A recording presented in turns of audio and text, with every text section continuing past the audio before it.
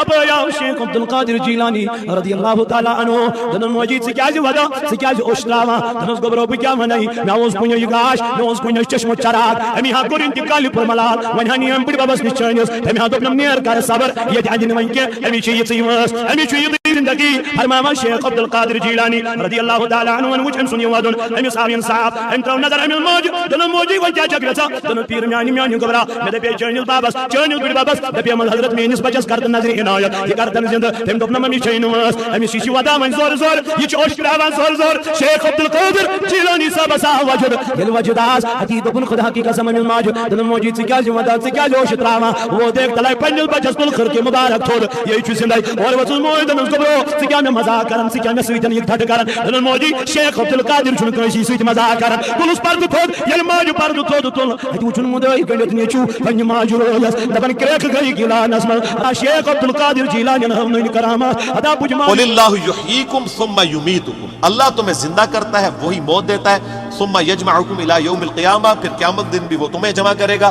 لا ریب فیہ، جس میں کوئی شک نہیں ہے، ولکن اکثر الناس لا یعلمون، لیکن اکثر لوگ اس حقیقت سے ناواقف ہیں۔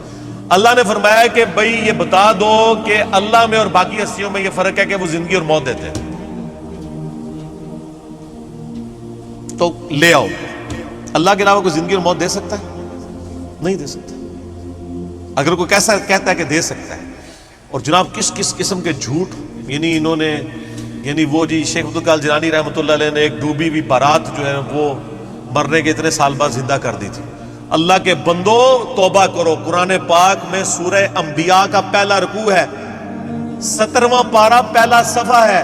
نبی صلی اللہ علیہ وآلہ وسلم کو کافر کہتے تھے، تم ہمیں یہ کہتے ہو نا اگلے نبیوں کے یہ معجزے کہ مردہ زندہ کرتے تھے، تم ہمیں مردہ زندہ کر کے بتاؤ پھر نبی مانیں گے۔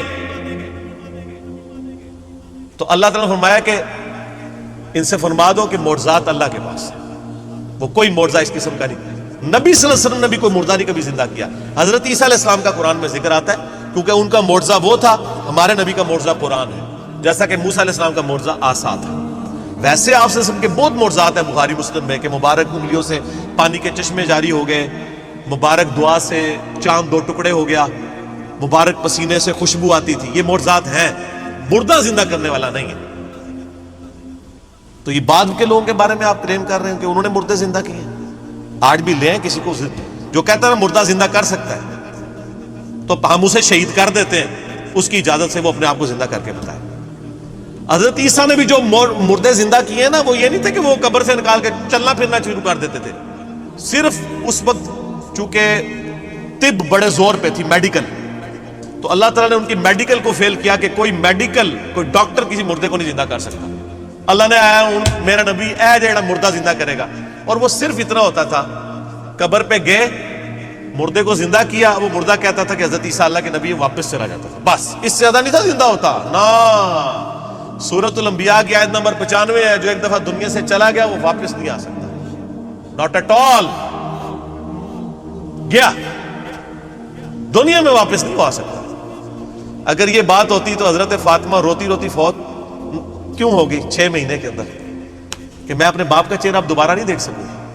حضرت عائشہ حضور کی لاڈلی ترین بیوی، نبی علیہ السلام کی وفات کے بعد 47 سال تک زندہ رہی ہیں، اور کدھر زندہ رہی ہیں؟ اسی قبر والے حجرے کے 7 کمرے میں۔ میں کہتا ہوں کوئی ایک روایت دکھا دے کہ انہوں نے نبی علیہ السلام کی کبھی زیارت کی ہو قبر کے اوپر۔ آج لوگ کہتے ہیں ہمارے گھر میں آ جاتے ہیں، کوڑ مارنے چھڑ دو اللہ سے بندے، جھوٹ۔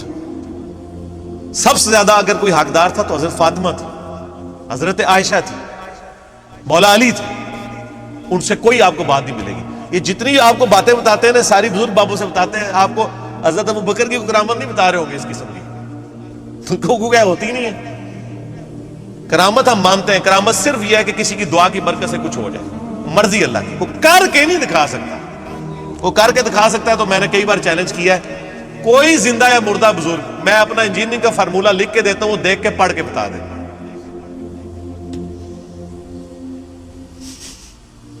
وہ جن کو چیلنج دے رہے ہوتے ہیں وہ کہتے ہیں نہیں یار نہیں پڑھ سکتے ہو۔ اللہ تو پڑھ سکتا ہے نا، میں اگر کوئی فارمولہ لکھوں اللہ تو پڑھ سکتا ہے نا۔ اگر آپ مانتے ہیں کہ اللہ ان کو پڑھاتا ہے، اللہ ان کو سب کچھ اللہ دیتا ہے، تو پڑھن نہ پھر یہ کہنا کہ ہم لوگوں کو نبی علیہ السلام تک پہنچاتے ہیں، تو آپ تک پہنچے کوئی نہیں ہوئے اللہ تو بندے ہو۔ نبی علیہ السلام تک وہ پہنچا ہوا ہے جو نبی علیہ السلام کے طریقے پہ ہے، جو آپ نے فرمایا ہے، جو آپ نے وظیفے بتائے ہیں۔ باقی تو آپ کے خود ساختہ چیزیں ہیں، وہ جس طرح ہندوؤں کے ماننے والے اپنا وہ کرتے ہیں، آپ کے ماننے والے آپ کو سکھا رہے ہیں۔ نبی علیہ السلام کے ساتھ کوئی تعلق نہیں ہے۔ نبی صلی اللہ علیہ وسلم جو کچھ دے کے گئے وہ یہ موجود ہے اس میں، وہ اس قرآن کے اندر ہے۔ باقی سب کچھ آپ کے بابوں نے آپ کو دیا ہے، اس کا دین سے کوئی تعلق نہیں ہے۔ ٹھیک ہو گیا جی؟ اور ویسے بابوں کے اوپر کوئی ناراض بھی نہیں ہونا چاہیے، کیونکہ سارے ایک دوسرے کے بابوں کو نہیں مانتے۔ جب سارے ایک دوسرے کو نہیں مان رہے ہیں تو ہم کہہ رہے ہیں سارے ٹھیک کہہ رہے ہو، کسی کے نہ مانو، ایک بندے کو اپنا امام بناؤ، امام اعظم محمد رسول اللہ صلی اللہ علیہ وآلہ وسلم صلاۃ تسلیما کثیرا کثیرا۔ ٹھیک ہو گیا؟